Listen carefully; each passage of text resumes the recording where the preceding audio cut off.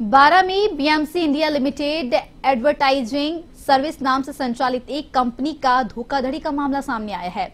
उसने हजारों लोगों से रुपए डबल करने का झांसा देकर अपनी फर्जी ऐप डाउनलोड करवाकर करोड़ों रुपए हड़प कर भाग जाने का मामला उजागर हुआ।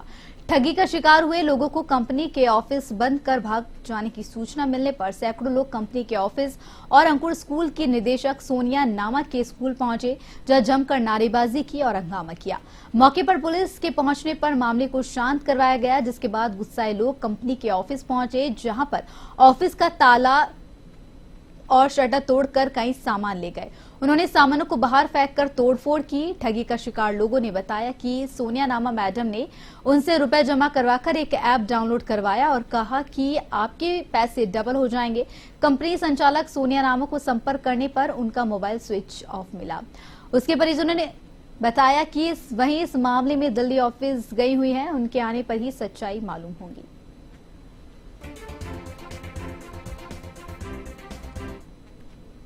गुरुवार को आईडी लगाई थी कि गुरुवार को बोलिए आपके पैसे सोमवार को मिल जाएंगे, मेरे पर विश्वास करो।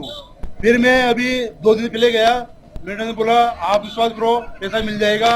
मैंने बोला मैडम आपने ग्रुप से निकाल दिया मेरे को, तो कि कोई बात नहीं, ग्रुप अलग अलग करे, आप चिंता मत करो, पैसा मिल जाएगा सोमवार को। मैंने 2 लाख रुपए लगाए टोटल। ₹1 नहीं मिला। सोनिया मैडम बोला कि मेरा स्कूल भी चल रहा है, उसने बोला मेरा अंकुर स्कूल है, मैं उसकी निर्देशक हूँ, आप अगर पैसा फंसता है तो आप मेरे पास आ जाए स्कूल में, मैं वहाँ से पैसा दूंगी। झालावाड़ जिले के डक कस्बे में बांग्लादेश में अल्पसंख्यक हिंदुओं पर हो रहे अत्याचारों के खिलाफ जन आक्रोश रैली निकाली गई।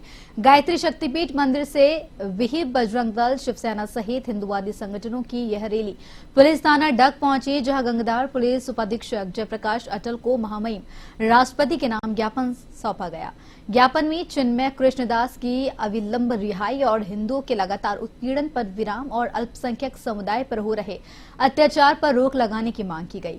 रैली को सफल बनाने के लिए कस्बा बंद रहा।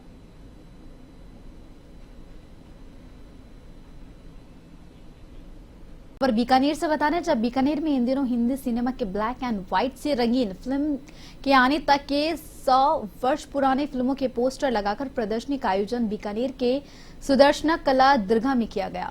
रफीक खान ने बताया कि उनके पास फिल्मों का सभी पोस्टरों का उनके पास संकलन है। करीब 200 फिल्मों के पोस्टरों का संकलन अब उनके पास है। इसी को लेकर एवन टीवी संवाददाता के सिंह ने वहां मौजूद लोगों से बातचीत की।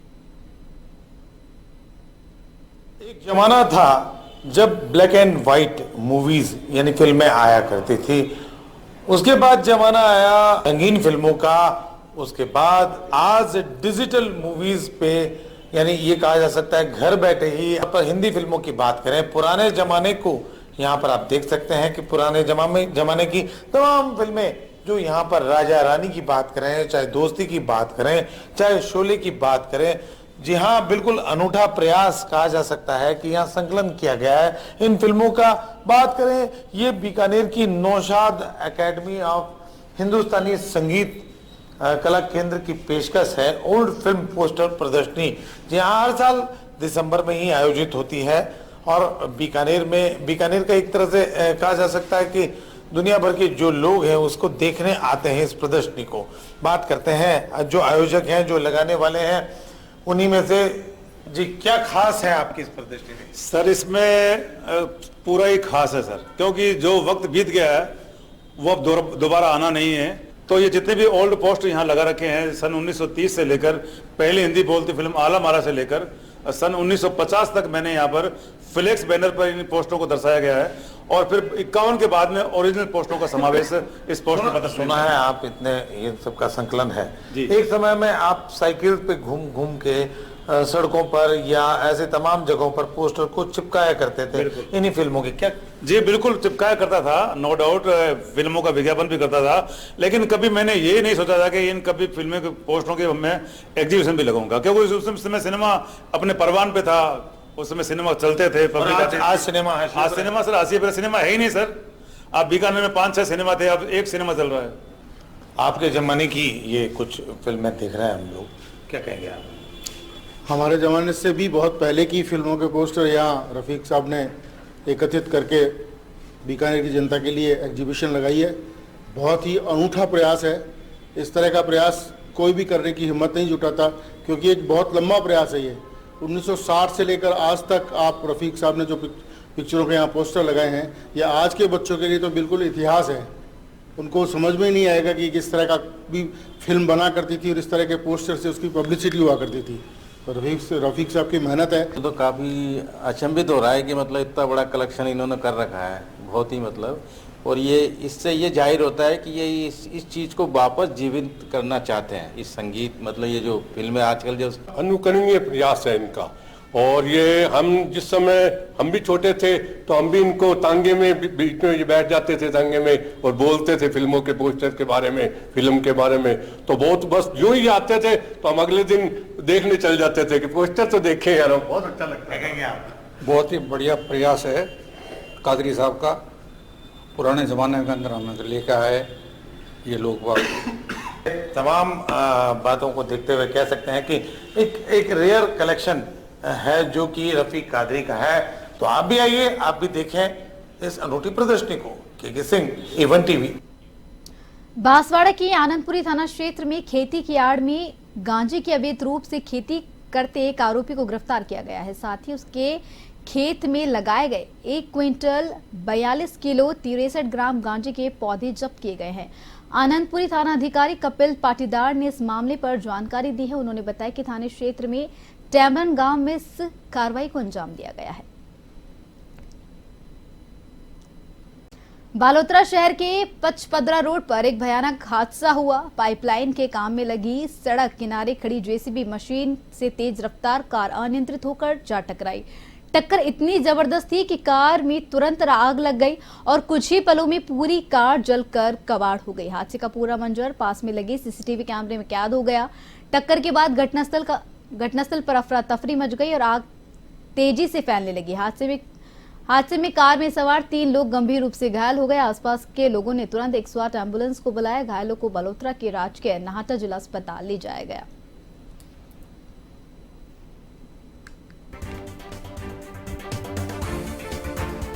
निवाई शहर में पहली बार एक दुल्हन हेलीकॉप्टर से हेलीपैड पर उतरी, जो चर्चा का विषय बना हुआ है। निवाई निवासी प्रिंस और रिया का विवाह जयपुर स्थित एक रेस्टोरेंट में गुरुवार को विधिवत रूप से संपन्न हुआ था। विदाई के बाद दोपहर करीब 2 बजे दूल्हा दुल्हन हेलीकॉप्टर से सवार होकर कैरौद मोड़ स्थित हेलीपैड पर उतरे, जब उनके स्वागत में महिलाओं ने मंगल गीत गाए। दूल्हे के पिता भरत कुमार शर्मा और माता लक्ष्मी शर्मा ने बताया कि मां बाप के लिए बच्चों की खुशी से बड़ी कोई पूंजी नहीं है, जिसको लेकर हेलीकॉप्टर से दूल्हा दुल्हन को लाना सरप्राइज है।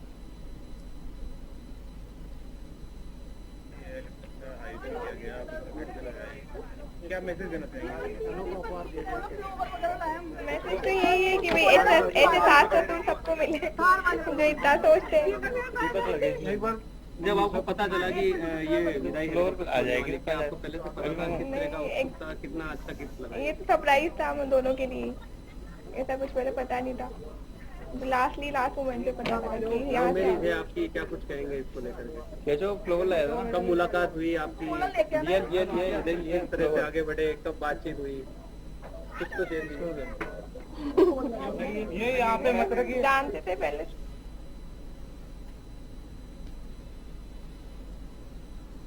अजमेर जिले के नसीराबाद में रविवार को पल्स पोलियो अभियान के तहत 5 वर्ष तक के बच्चों को पोलियो की खुराक पिलाई जाएगी।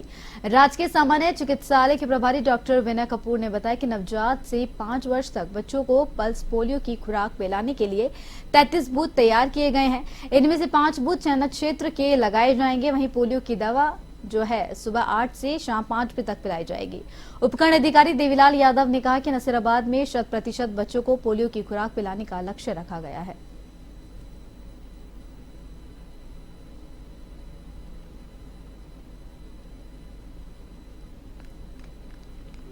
राज्य सरकार के आदेश अनुसार पल्स पोलियो का जो आयोजन है वो रखा गया है, जिसमें जो लक्ष्य है कुल बच्चों का वो है 7,502 का, जिसमें कुल 33 बूथ बनाए गए हैं और 5 उसमें आर्मी के अंदर बने हैं बूथ। और कल सुबह बूथ पर प्रातः 8 बजे से शाम को 5 बजे तक 0 से 5 वर्ष तक के बच्चों को।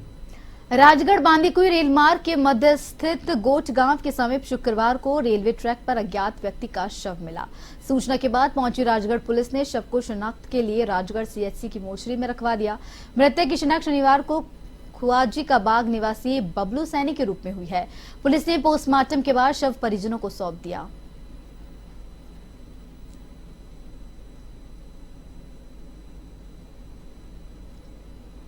स्टेशन मास्टर राजगढ़ ने बताया कि कोई अज्ञात आदमी की डेड बॉडी गोट गांव के पास रेलवे ट्रैक पर पड़ी है। इस सूचना पर दयाराम हेड कांस्टेबल ने सरकर्दी में जाब्ते के मौके पर पहुंचा, जहां से शव को कब्जे में लिया। शव को मौके से लेकर सीएचसी राजगढ़ मुर्दा घर में रखा, जिसकी शनाख्त आज दिनांक 7/12/24 को अस्पताल में उनके परिजन आए, जिनसे शनाख्त कराई, जिसका पोस्टमार्टम कराया। अंतिम दाह संस्कार के लिए डेड बॉडी सांचौर जिले के गुंदाव गांव में फुल मुक्तेश्वर महादेव मंदिर में मूर्ति प्राण प्रतिष्ठा महोत्सव वैदिक मंत्रोच्चारण के साथ संपन्न हुआ। मैन चंपेनाथ महाराज के सानिध्य में आयोजित 3 दिवसीय महोत्सव में विधि विधान से मंदिर शिखर पर कलश स्थापना, ध्वजा चढ़ाने और मूर्ति स्थापना समेत विभिन्न कार्यक्रमों का आयोजन किया गया। इस अवसर पर बड़ी संख्या में साधु संतों, राजनेताओं, अधिकारियों और श्रद्धालुओं ने भाग लिया। महोत्सव के अंतिम दिन मंदिर में दर्शन करने आने वाले श्रद्धालुओं का तांता लगा रहा।